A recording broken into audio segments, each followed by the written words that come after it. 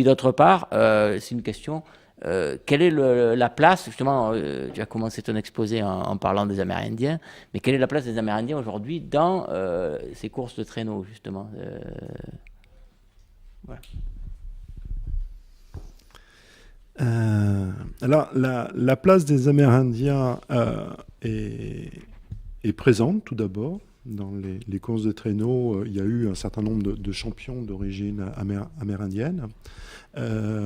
Avec, on peut noter une certaine revendication de la part de certains d'entre eux qui considèrent d'une certaine manière que ces courses de traîneau leur ont été volées.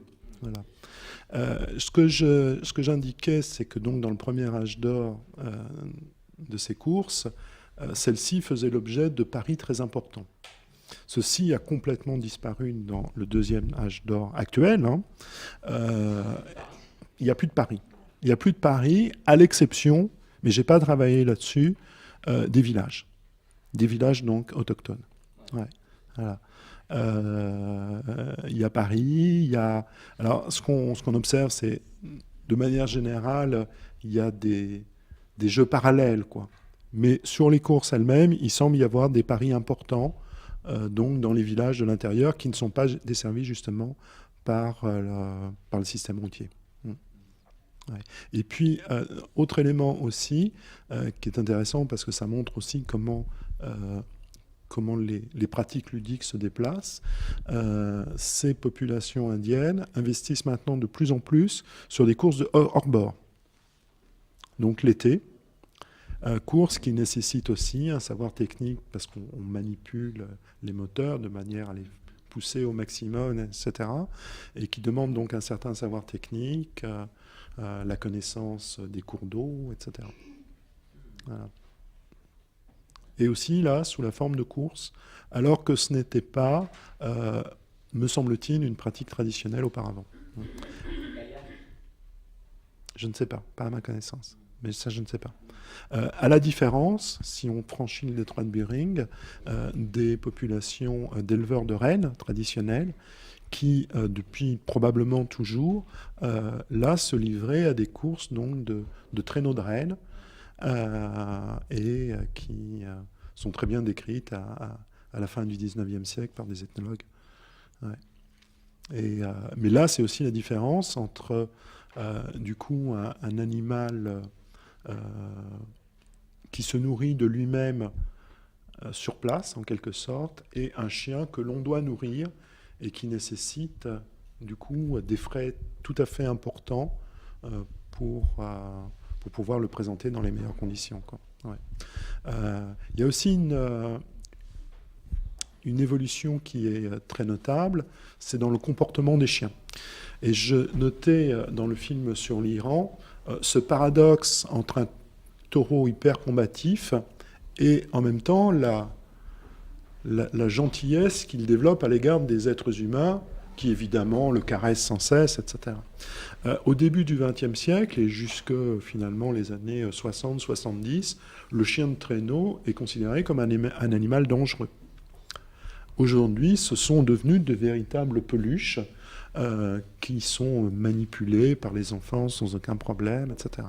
Ça tient évidemment au rapport des hommes avec les chiens. Le fouet a été abandonné grosso modo dans les années 70. Jusqu'alors, le fouet était l'emblème par excellence du musher. Un bon musher, avec son fouet, était capable soit de faire claquer son instrument juste au-dessus de la tête d'un chien pour le rappeler à l'ordre, soit de le piquer à la fesse parce qu'il n'avait pas bien obéi ou il avait mordu son compagnon. Voilà, en sachant que si on frappe de manière malencontreuse un chien, il va tout de suite se venger sur son compagnon, etc. Donc il fallait viser vite, fort, en plein mouvement. Hein. Je n'ai pas apporté d'image, mais c'est quand même à pleine vitesse, ça va vite, c'est pas d'une stabilité parfaite. Hein. Et donc les mushers d'aujourd'hui n'utilisent absolument plus de fouet et ne guident plus les chiens qu'à la voix.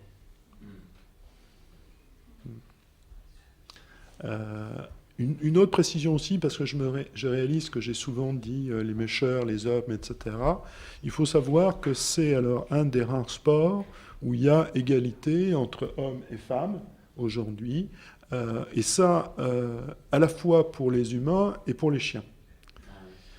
On trouve d'excellentes mêcheuses, alors il y en a moins, mais elles peuvent tout à fait remporter les premières places de l'Ailetarone, etc.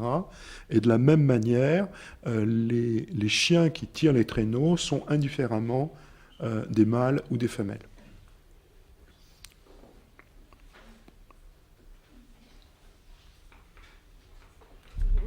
Sur le genre des chiens, avant c'était exclusivement des mâles ou ça a toujours été...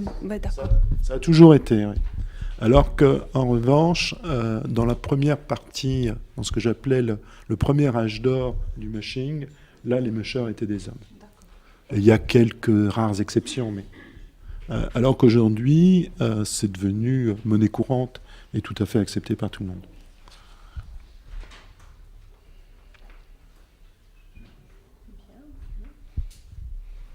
On va remercier Thierry Wendling et puis vous tous. Je crois que pour aujourd'hui, on a déjà pas mal découvert de choses sur beaucoup d'aspects du rapport homme-animal.